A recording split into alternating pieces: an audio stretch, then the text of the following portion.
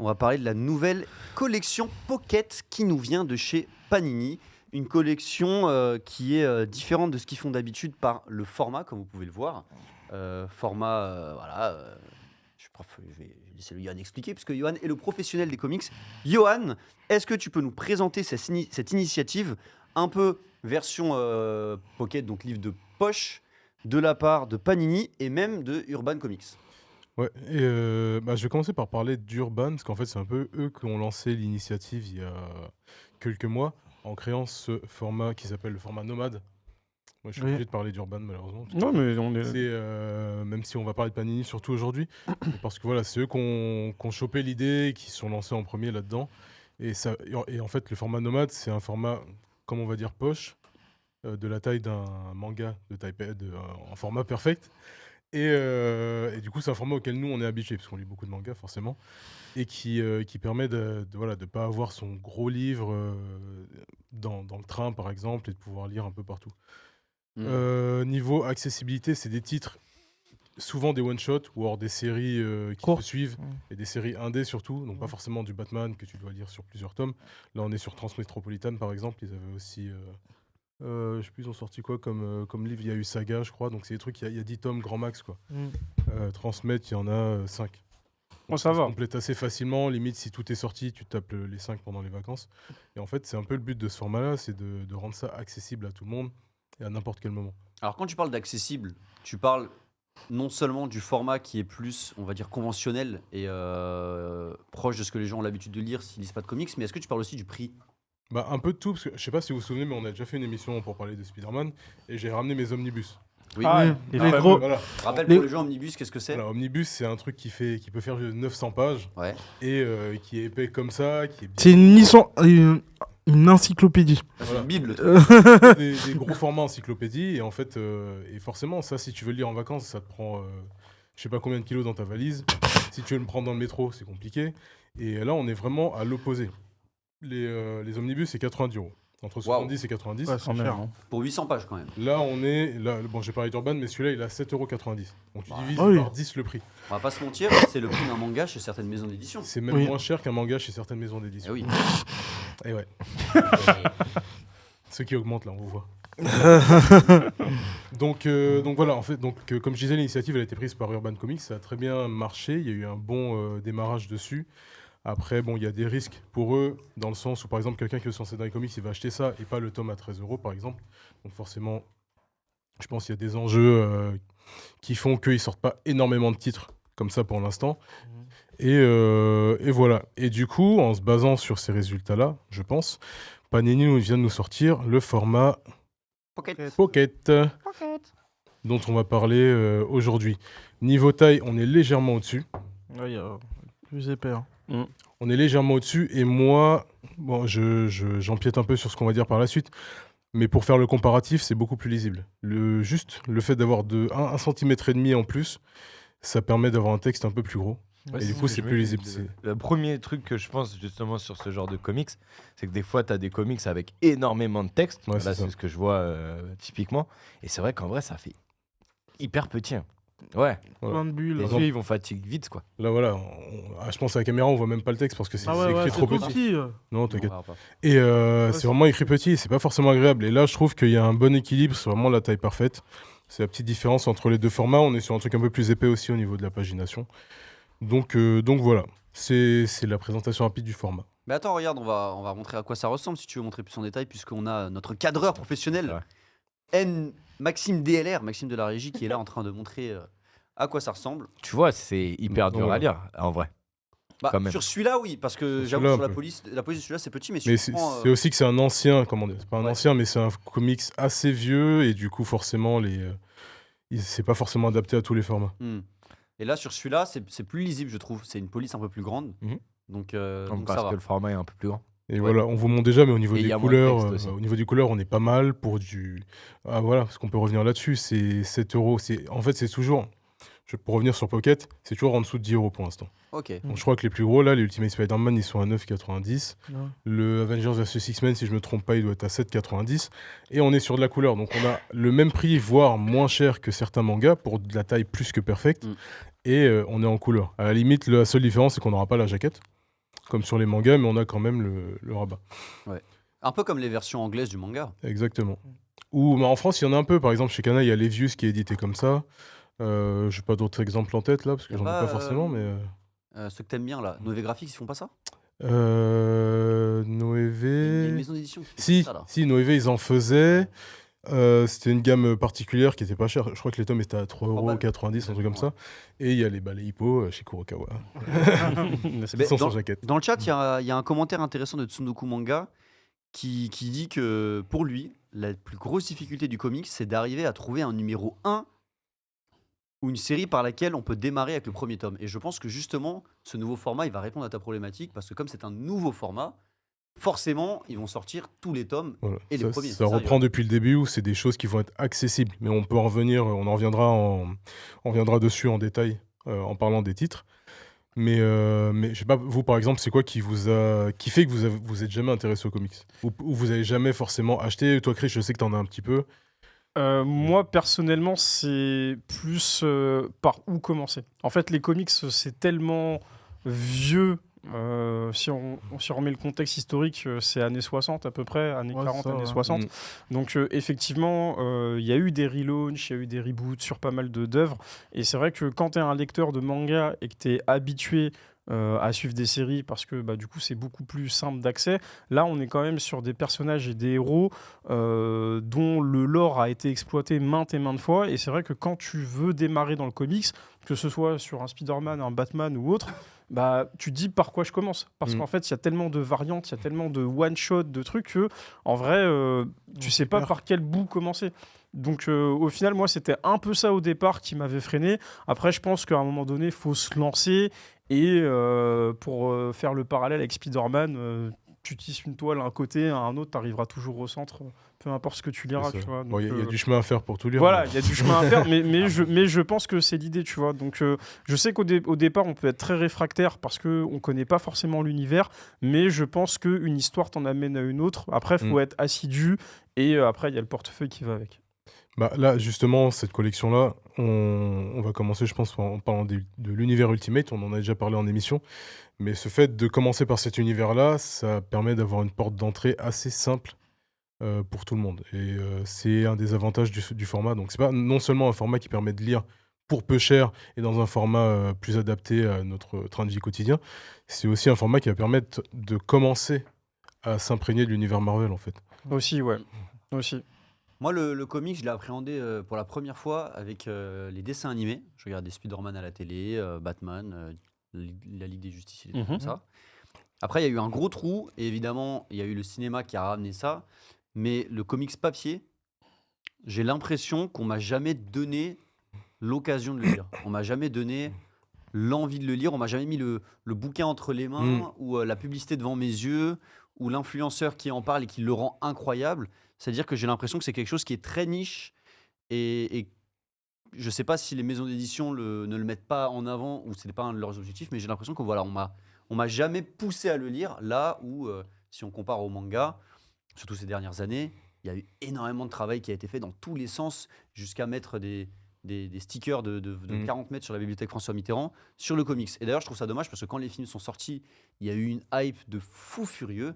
Il aurait suffi qu'il y ait un comics Avengers Endgame qui reprend exactement le film avec des dessins qui sont magnifiques parce qu'ils sont tout le temps magnifiques, et je suis sûr que ça aurait cartonné et qu'il y avait une possibilité de suite. Voilà, on m'a jamais donné les choses. Il y a eu des trucs, mais c'est vrai que c'est pas forcément accessible dans le sens où si tu vas pas au rayon comics à la Fnac, tu le sais pas. Si tu t'informes pas, en fait, tu le sais pas forcément. Mais pour les films, à chaque fois, ils sortaient des trucs. Par exemple, s'ils sortent un film d'Ardeville, ils vont te sortir un espèce de recueil qui s'appelle Je suis d'Ardeville chez Panini, et où ça te reprend les histoires principales, histoire que tu t'imprègnes un peu du personnage. Mais C'est pas celle avec les covers grises, il y a juste le perso, non? je sais plus, j'avoue que je sais pas. Je sais qu'il y a un cadre noir et tout. du genre. Non, C'est c'est pas pas ça ceux-là. Mais il y a même plein d'offres dans les centres commerciaux, enfin dans les grandes surfaces, etc. Ils essaient de faire des choses, mais ça prend pas forcément. Et forcément, les gens en parlent pas autant que pour du manga, mais il y a des choses qui sont faites. Après, les chiffres du comics aussi, ces dernières années, sont pas au top du top non plus. C'est que par rapport au manga, comme tu l'as dit, c'est des œuvres niches. Il y a vraiment les collectionneurs et les mecs qui sont à fond, qui lisent, on va dire, les séries au mois, parce que tu vois, là, on a des tomes complets, mais chaque chapitre, c'est un chapitre qui sort tous les mois. Donc du coup, tu sais, c'est vraiment des comics très très fins. Et il y a des gens qui collectionnent ces trucs-là, puis après qui passent sur des formats avec des histoires complètes. Donc ouais, je pense que c'est un peu compliqué, et vu que ça se vend, mais je pense que c'est à perte. Donc faut toujours. Tu penses Ouais, je pense. Ouais, c'est Sullivan qui nous avait, Sullivan Rowe, chez Brajlon et Mangetsu, qui nous avait dit que ouais, les chiffres du comics sont pas incroyables, mais ça se vend encore un petit peu, mais c'est pas à la hauteur de ce qu'on pourrait attendre avec une maison d'édition qui vend, je sais pas, rien que pour citer One Piece ou autre. Bon, après, c'est pas les mêmes cibles, mais. Tu parles de One Piece. Alors, je suis d'accord avec tout ce que tu dis. Tu parles de. Sauf sur le. Enfin, je suis d'accord avec ce que tu dis, mais ils font, Oui, pas, sauf ils la- font pas de com. Enfin, Ouais, vraiment, voilà, tu oui. communiques pas sur un truc.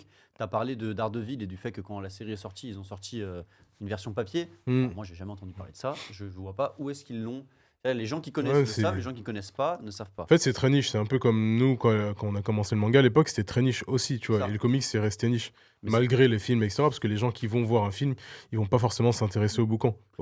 Tu vois, Dune, ça marche. Est-ce que quelqu'un a acheté le livre? Non, mais Personne. je savais même pas qu'il était sorti, tu vois. Ouais, bah, il y a le 1, il y a le 2 qui est sorti. Et les livres, ils sont dispo depuis des années, tu vois. Et c'est pas pour autant qu'il y a eu une petite augmentation forcément du truc, des ventes. Mais c'est pas forcément pour ça que les gens vont acheter le roman. Pareil pour Lupin. Lupin, la série marche. Est-ce que les gens ont acheté les trucs d'Arsène Lupin? Non, mais regarde par exemple, il y a Spider-Man qui est sorti. Tous les Spider-Man qui sont sortis en film dans l'histoire ont été un carton selon moi. Bon, Mm. il y en a qui sont moins bien que les autres.